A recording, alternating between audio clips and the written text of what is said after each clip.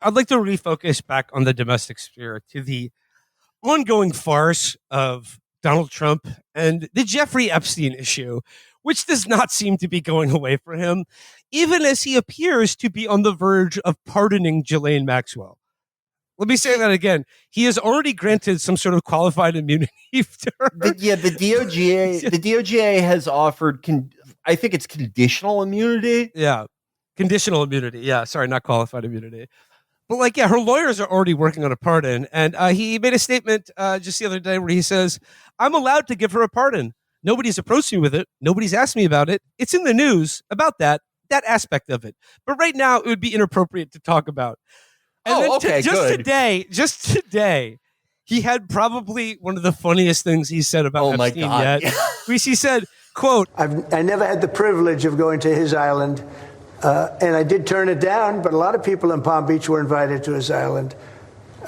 In one of my very good moments, I turned it down. I didn't want to go to his island. I never had the privilege of going to Epstein Island. And he said, I turned it down. He's like, yeah, I was offered. Jesus Christ. Did you see that clip, by the way, of he was in Scotland, oh my God, playing the cat Moonlight from Cats? Yeah, looking spherical as ever. And he was just, fatly waddling around some as his caddies drop a golf ball. Him. Yeah.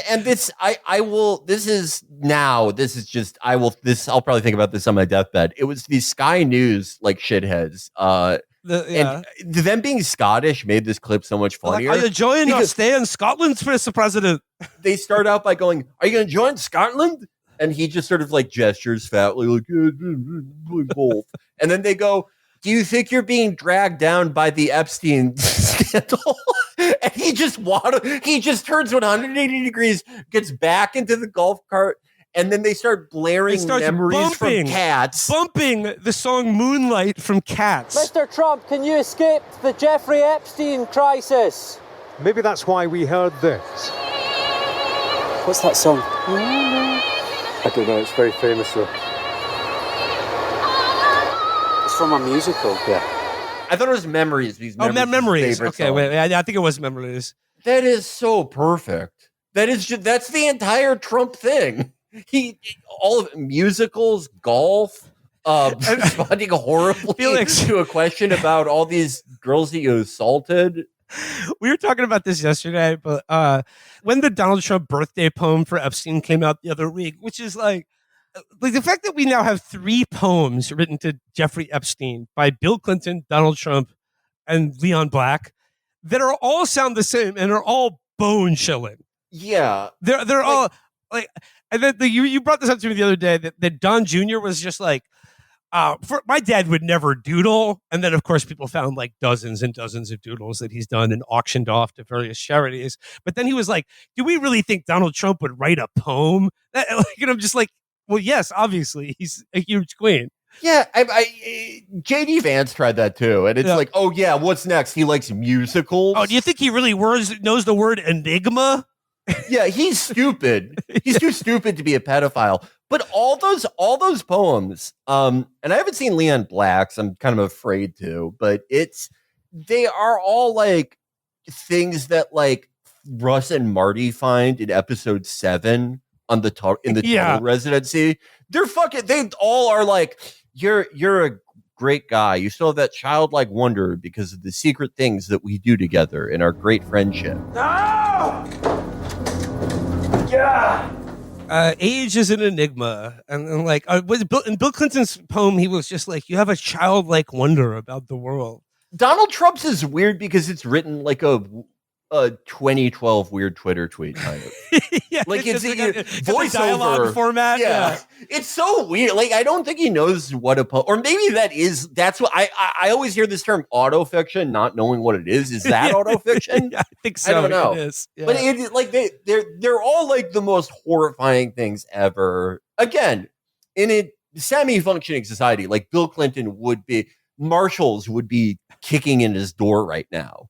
But I don't know. This entire thing is kind of incredible because I pessimistically thought that what I thought would happen back in 2019 had happened. that this case had been turned into a meme and therefore made, Just rendered meaningless. functionally meaningless. Yeah. Yeah. The second I saw those, like, it was like Daily Wire, The Blaze, or some bullshit place like that, where it was like Epstein didn't kill himself. Hoodie. Well, we made Epstein didn't kill himself ugly Christmas sweaters. My heart just sank because I didn't expect like the system to go down, but I thought like this is so sordid and awful, and like there were probably almost certainly like girls were murdered. This is so just shockingly evil that like someone somewhere maybe will pay for this. Will pay for something they did finally. But the moment I saw that, it was like, no, this is just, this will just get melted and blended into the just American consciousness, and will become partly a QAnon thing, and it'll become partly like a crank coded thing, but nothing will ever happen. And of course, Trump will co-opt it, and he did. But then the fact that it's like coming back to bite him is kind of, I don't expect him to go to. It's a host by your own retard situation. Yeah, yeah. It's what's amazing about it is to me is, and my internet went out a lot on the Seeking Derangements episode, but I did say it is being hoisted by your own petard, because in the first Trump administration, they did have a lot of like adult chaperones. And some of those adult chaperones were people like Steve Mnuchin or H.R. McMaster or John Kelly, people who could do like the competent management of capital and warfare and diplomacy. Well, I feel like I think the point that you made but they also had Bill Barr. And Bill Barr is not like, he's not like James Baker. He's not like some diplomatic knife fighter. He's not some like, god. But he's just his dad was the one who gave Epstein the job at Dalton. Yeah, and his dad also wrote a horrifying sci-fi about sci-fi girls, novel about sexual slavery. Yep. But Bill Barr, if he has a soul at all, it died like 58 years ago. He understands the implicit, thing of, oh, if I come up in this, you'll just, shred those files, right? You don't even have to say it to him. That's the job he's done his entire life. Yeah. But when you hire Dan Bongino and fucking Cash and Pete Hegseth, Felix, the point you made about this is like the first Trump administration had enough people around him who all knew how bad he was, all knew how evil and stupid he was to protect him. But like Hegseth, Cash, Bongino, fucking Pam Bondi, his press secretaries, they all love him and think he's like a brilliant, beautiful person whose soul is pure and he wants what's best for everyone. Only stupid ass JD knows. And he's he's already become a father figure. He's never turning on him now. Yeah. Cash, yeah, exactly. Yeah. Yeah. Cash, he's not losing another. Cash, I wish I was like a fly on the wall for that when Cash and Dan realized, when they were like, oh my God, I think Mr. Trump did something horrible. I'm turning in my CBD pill. Cash went cross-eyed. He was like, like, think about Dan Bongino putting on Kid Rock and like crying. Oh, with the bud, he's just sobbing in his car. He's in the files. Oh my fucking God! The questions that don't have any answers. Like, I love how Dan and Cash were like, this will ruin our credibility, and it's like, I always bring things back to Master of the Senate, because that used to mean like, oh, you were a general in World War II, and you had like a 20-year career as a diplomat, or you served like 8 terms in the Senate. All this institutionalist credibility. But with Dan and Cash, they're like, oh my God, we're not going to be able to sell CBD chocolate milk to our idiot listeners when we go back to podcasting. All the credibility we built up on our live streams, it's gone. Yeah. It's astonishing. And like, Felix, I don't know if you've been following this thing that they've like, it's like in the exact repeat of the first Trump administration, right? With the Russiagate stuff. And like, the thing was, that was very effective because they made it about Democrats and like, they neutralized that issue, which was like, half of it was bullshit to begin with. The fact that they're doing this again now, and they're being like, we're going to impeach Barack Obama for doing a coup in Trump's first administration. But like, the thing about this is that this time around, it is not working. Yeah, because I mean, imagine Russiagate if Donald Trump was, when he was running in 2016, he was like, the entire point of my campaign is that Hillary like hung out with Lev Parnas. Yeah. And then all the Russiagate stuff happened. I don't think their counterattacks would have been quite so effective. I mean, Trump, it wasn't so much a Trump signature issue as it was a huge issue of his surrogates that they loved and that he encouraged. But I will not, like, his campaign absolutely took advantage of the entire Epstein issue this time around. But I will note, every time that someone personally asked him about it, he seemed like very uneasy. Oh, very cagey. Yeah. Like when that Fox News interview, when they were like, are you going to declassify the JFK files? And he was like, yeah. And he's like, the 9/11 files? Yep. The Epstein files? And he was like, yeah. But, I'd be a little careful with that because there's a lot of phony stuff out there about that. How was that not... I mean, I am amazed by anyone who, like, this is the time they chose to ride the Trump train. Yeah. Because I'll just say this. No one can say they didn't fucking warn you. There's no one already less president sympathetic. for one term. He was fucking president when this happened. I know. He was fucking... I know. I don't get it. I don't get how they're like, how could this happen to me? Like, Andrew Schultz, all these guys who, like, all the podcast guys. Andrew Schultz said something like, I don't see why people are yelling at me. I didn't vote for this. Yes, you did.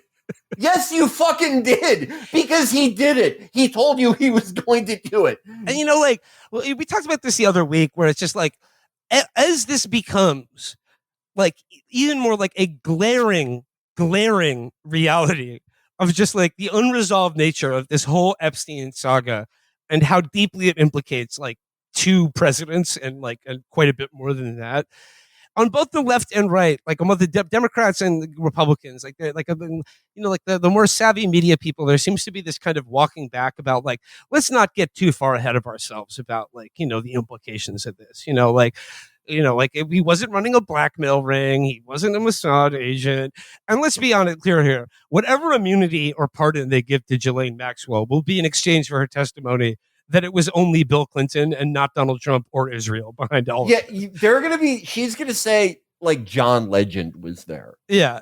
It was John Legend, Pete Davidson, Harry Sisson, it was all of them. Donald Trump came Bill Gates, in. Donald Trump was carrying two Browning high powered. He actually did all the stuff from the movie Sound of Freedom.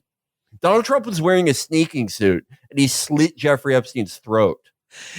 But what I say is like back to this kind of like too smart by half kind of like, let's not get too over let's not get too carried away with like in the implications of this conspiracy, because like what the evidence shows that like, yes, him and Ghislaine trafficked and abused teenage girls, like sometimes in, the presence of his very powerful, famous friends like Prince Andrew or Alan Dershowitz or Bill Clinton or Donald Trump for that matter. But like, let's not get too conspiratorial about it. I will just note that as part of Ghislaine's, actually, she's bringing a case to the Supreme Court, apparently, about that basically arguing that her conviction should be overturned or that she should be pardoned. I forget the specifics of it, but the claim her lawyers are advancing is because that she is covered by the plea agreement, the same plea agreement that Jeffrey Epstein made with former Trump Labor Secretary Alexander Acosta when he went to prison in 2017 in Florida. And that plea deal immunized him and, quote, co-conspirators from prosecution for that as part of that plea deal. So, like, as far as I know, they may have a good legal case that she should be let out of prison, that she is covered. But, like, what I mean here, what I'm getting at is that, like, I have never heard from anyone a satisfactory explanation or even acknowledgement of the fact that Alexander Acosta is on public record as saying of Epstein, I couldn't touch him. He, quote, he belonged to intelligence. We've talked about this on the show for years. What does you think that means? Yeah. What, like, who's it? Like, who is he referring to? Maybe he means like a really smart guy. He belongs to Stephen Hawking. It was Stephen Hawking. He was the intelligence. Stephen Hawking's friend. He was Stephen the smart guy. Hawking's friend. He's going to invent some wormhole thing. I don't know what it is. No, I mean, it's a coincidence. He said that. Ehud Barak went to his house like 78 fucking times. That the second this went into circulation, that Mossad was like, actually, no, we've never heard of him. Never. I mean, I don't really see what other intelligence. I mean, the CIA, sure. I mean, there were goddamn, I always forget this guy's name, but the guy during the 1980s who did this, but just for Craig Spence. Craig Spence did a sort of version of this whole blackmail scheme, but for probably American intelligence during the Reagan and Bush administrations. Craig Spence, who also committed suicide under less weird, but kind of weird circumstances. But I mean, the thing with this whole Israeli intelligence angle, obviously, I do think he was involved heavily with just Mossad. Look at Ghislaine's father. Look at Robert Maxwell. But this is an interesting thing. Look up who attended Robert Maxwell's funeral. And the thing, because it included like several former heads of the Israeli state and Mossad. They said I think at or after his funeral, the world will never know all the things he did for Israel. But I mean, there's just tons of circumstantial evidence for this. I will say it is interesting. All the people who like stake their credibility on Trump and Trump like uncovering the Epstein stuff, who are now like tugging their collars. TrueAnon talked about this, how they're trying to, the first like juke they tried to pull off was try to make it sound like, oh, Israel is bringing this stuff up again because they're mad at Trump. Right. Yeah. Yeah. Which I don't know. Good luck, fellas. Yeah. I don't know how this ends. I mean, I would love to see how JD contends with this because he's been doing a great job. I mean, honestly, like when this shit first started, like I was sort of taken aback by like the anger I was seeing from like MAGA accounts. But like that's social media. It's all phantoms and illusions. I think it is kind of overrated that this is going to cause some sort of schism between Trump and his base. I think they're going to compartmentalize it or just actively start congratulating him for it. Like, I think they're going to get into like it's a femophilia, not pedophilia.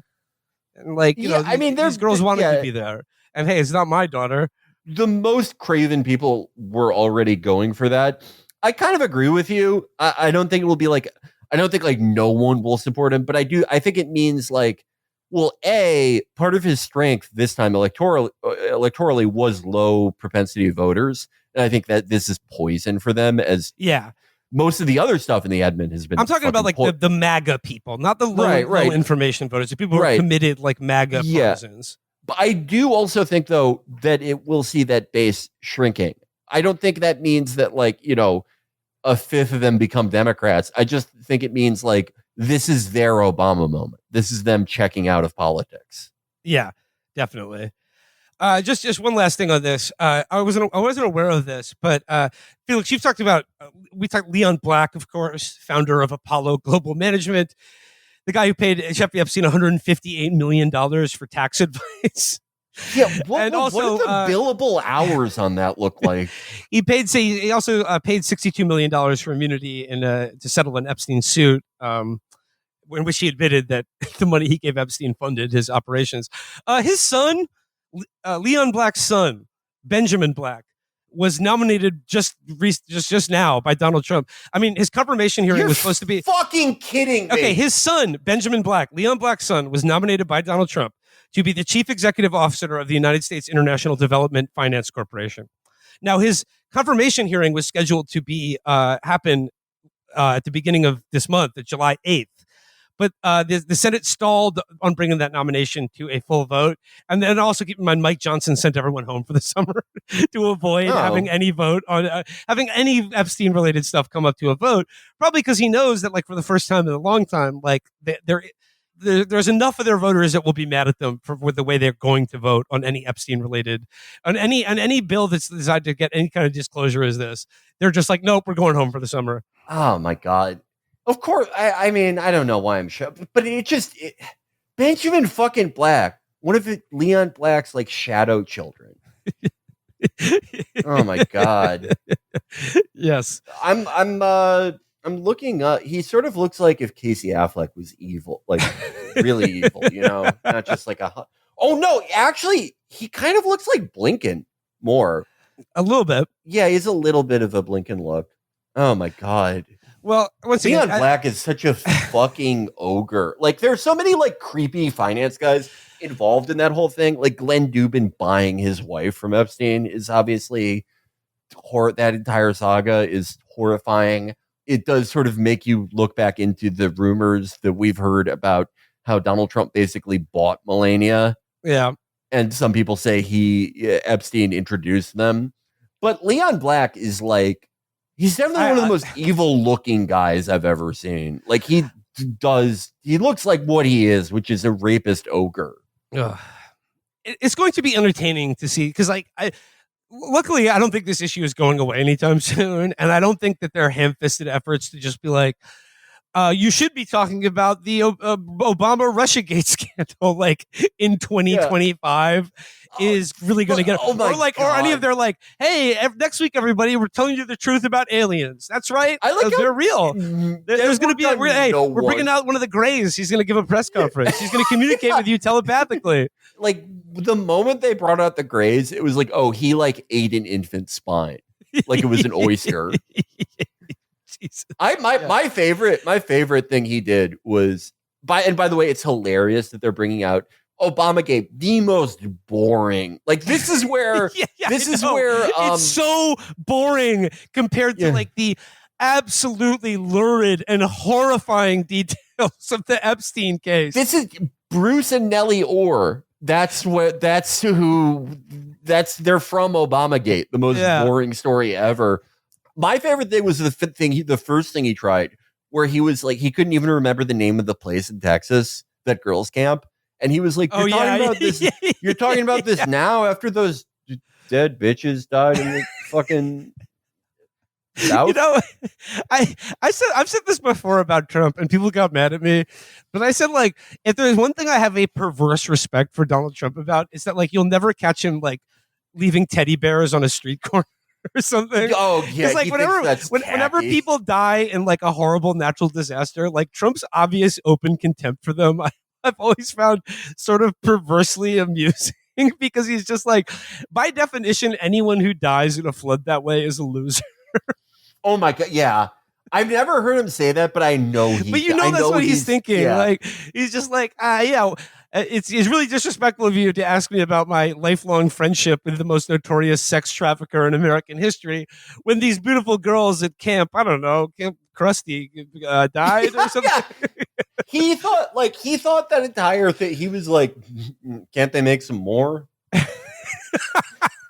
When you heard Camp Mystic, it instantly left his ears. He was like, yeah, fucking right. The guy would ever send my kids there. Yeah. Well, yeah, it bears watching. I'll be interested to see where this story is going. I'm just interested to see what he's going to say next. So someone said this earlier today, but like, it really does suck that Donald Trump is unfortunately like imperiling the lives of, I don't know, everyone on this planet, and not just the funniest fictional character who's ever existed, but like, I'm looking forward to where this story goes and what he says and does next to try to deal with it. I didn't have the privileges. Fucking insane. I didn't have the privilege. I turned it down. Is he just gonna like bring a guy with a loudspeaker around like Eric Adams, but the guy's gonna play Memories? Yeah, I think so. Maybe something from Phantom. I don't know. Let's switch it up.